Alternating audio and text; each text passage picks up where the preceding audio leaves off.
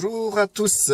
Alors ma démarche est simplement pour déculpabiliser les gens qui sont accusés à tort à travers parce qu'ils ont un défaut, un péché visible. Pour l'instant, que d'autres ont des défauts, des péchés cachés, ces personnes avec ces défauts et ces péchés cachés vont aller incriminer ceux qui pêchent ouvertement. Et je trouve ça injuste parce que c'est culpabiliser les gens, c'est les attrister, c'est les écarter du corps du Christ pour les laisser seuls dans leur coin et aussi les démoraliser jusqu'au point que le Saint-Esprit ne puisse plus agir sur ces gens-là parce qu'ils étouffent le Saint-Esprit en se culpabilisant charnellement. Donc, moi, je le dis clairement, si tu es chrétien, si tu crois en Christ, que Christ est mort pour tes péchés et qu'il est ressuscité, si tu crois en cela, fermement, de tout ton corps, de toute ton âme, de toute ta pensée et de toute ta force, si tu crois en cette justice que Dieu donne aux hommes, cette seule justice qui aujourd'hui est accessible entre Dieu et l'homme, et bah tu es sauvé.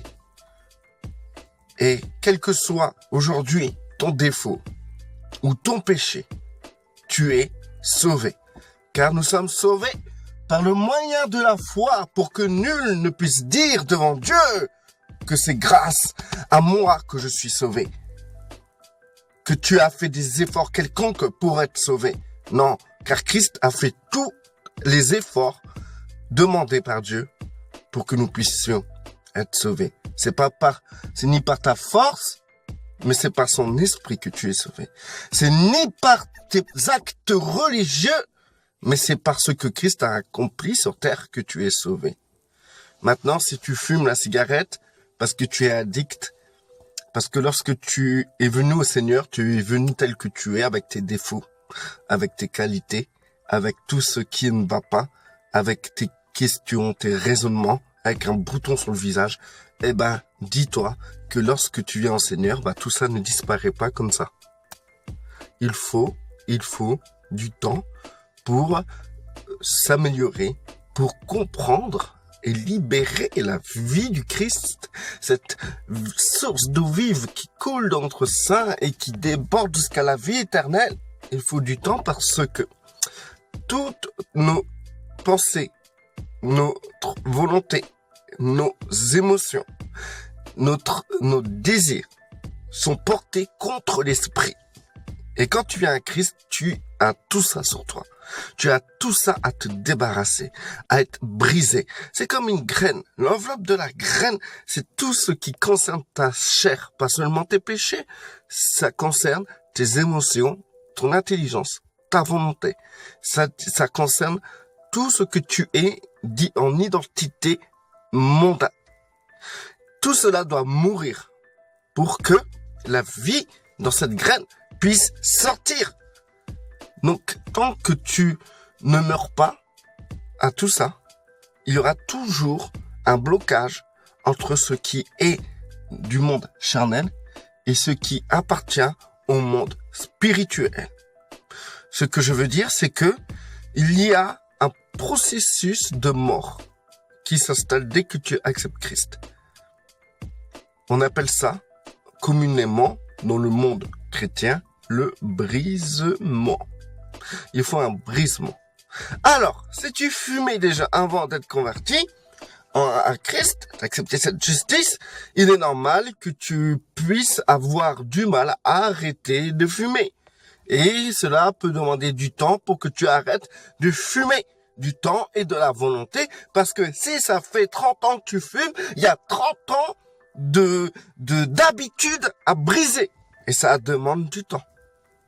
Et il est même plus dur pour un chrétien d'arrêter, puisqu'il y a un combat spirituel qui s'annonce par derrière.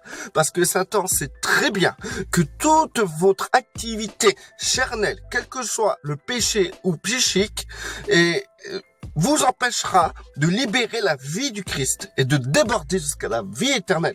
Donc dans ces cas-là, Satan va resserrer les liens, resserrer tout ce qui lui appartient dans votre vie pour que vous ayez plus du mal qu'une personne quelconque qui lui appartient, parce que vous voyez très bien que les gens dans le monde arrêtent de fumer avec facilité. Mais on voit des frères et des sœurs qui se combattent, qui combattent.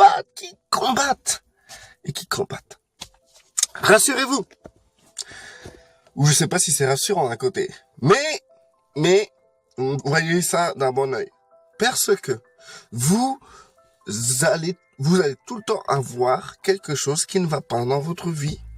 Lorsque vous arriverez à combattre une activité qui est purement charnelle, dès que vous allez prendre le dessus, régner sur cette chose, vous allez vous apercevoir qu'il existe autre chose encore qui s'abattra sur vous.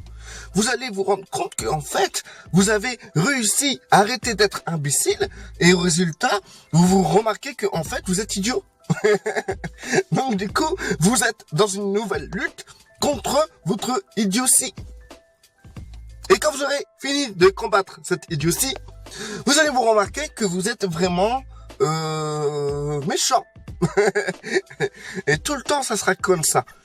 Parce que vous aurez toujours besoin du Père. Et le Père mettra toujours en lumière quelque chose qui ne va pas en vous pour que vous puissiez de plus en plus vous libérer de la chair, mourir à vous-même et libérer la vie du Christ qui est en vous. À chaque fois que vous allez mourir dans quelque chose, si c'est vos émotions, si vous êtes trop jaloux, vous brisez la jalousie. Si vous êtes trop impulsif, vous brisez cette impulsivité. À chaque fois que ces choses-là sont brisées, la vie de Christ déborde dans ces endroits-là. Et c'est quelque chose qui fera que vous allez déborder complètement à force. Donc du coup, chaque chose qui est brisée, qui meurt en vous, c'est un débordement de vie dans cet endroit brisé. Donc du coup, ne vous inquiétez pas, vous n'avez pas besoin d'être parfait pour déborder de vie. Mais toute activité brisée, toute activité de péché ou charnelle, quand je dis charnelle, c'est l'intelligence, les émotions, la volonté, et ben à partir de là, toutes ces activités-là, si vous avez des activités qui se brisent, la lumière se répand et la vie se répand. C'est pour ça que nous pouvons voir des chrétiens plus ou moins débordants de vie. Parce que chacun, nous avons notre cheminement à faire. Nous n'avons pas tous les mêmes défauts. Nous avons des péchés qui se voient et certains ont des péchés qui ne se voient pas. Mais je peux vous dire que celui qui vient vers la personne en disant « Oui, toi tu fumes. Oui, toi tu fumes, c'est pas bien. » Et dites-vous que la personne qui vous pointe du doigt en disant que c'est pas bien, elle a des péchés qui se voient pas. C'est la vérité. Sauf que vous avez pas de bol, hein, vous avez un péché qui se voit. Voilà. Et en plus de ça, quand vous avez fini, vous avez le courage, mais le courage puissant d'aller à l'assemblée pour louer le Seigneur avec vos frères et vos sœurs et au résultat, vous êtes obligé de vous cacher pour fumer une cigarette. De peur de n'être pas considéré comme un frère et un enfant de Dieu. Vous vous imaginez le niveau? Et il est grave hein, quand même le niveau. Il y a des courageux par contre. Ces courageux, c'est ceux qui vont aller devant la porte de l'église et qui vont quand même fumer leur cigarette tout en faisant la bise à leurs frères et sœurs. Mais avec beaucoup de courage. Hein. Mes frères et sœurs fumeurs, je vous considère comme mes frères et sœurs les meilleurs. Parce que je sais que vous êtes dans une lutte et je peux vous rassurer que moi aussi je suis dans une lutte qui concerne sûrement un péché ou une activité intellectuelle, sentimentale ou de volonté charnelle. Je lutte aussi chaque jour pour certains points que vous ne verrez pas lorsque nous nous croisons. Vous ne sentirez pas car ces activités n'ont pas d'odeur. Mais sachez que vous n'êtes pas les seuls à lutter. Et je vous encourage dans cet élan de continuer à chercher la face du Seigneur. Et que si jamais vous mourrez dans cet état vous serez sauvé. Parce que la condition n'est pas que vous arrêtiez de fumer pour être sauvé. Mais la condition est que vous croyez de toute votre âme, de tout votre cœur, de toutes vos pensées, à l'amour de Dieu envers vous, et que cela soit réciproque, en acceptant son Fils comme votre Sauveur, comme celui qui a pris vos péchés et qui a pris la peine de vos péchés par la mort et qu'il est ressuscité. La condition, si ces conditions-là sont remplies, tout le reste ne sont que des activités qui un jour seront, pour la gloire de Dieu, brisées.